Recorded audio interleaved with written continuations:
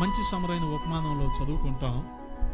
ఈ దొంగల చేతికి చిక్కిన వ్యక్తి ఎక్కడి నుంచి బయలుదేరాడంటే యెరూషలేము నుంచి బయలుదేరి యెరికోకి దిగి వెళ్ళిపోతున్నాడంట. గమనించండి, ఎక్కటం కాదు, దిగి వెళ్ళిపోతున్నాడు. అప్పుడు దొరికాడు దొంగలకి.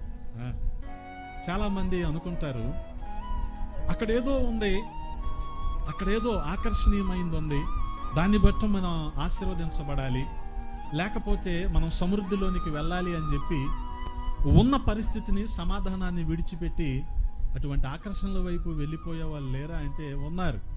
కానీ అలా వెళ్ళటం వల్ల జరిగేది ఏంటంటే దొంగల చేతికి చిక్కటమే. గమనించండి, ఎందుకని?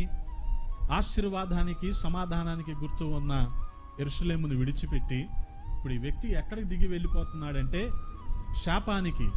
ఇక అందులో మీరు ఏది ముట్టుకోవటానికి వీల్లేదు.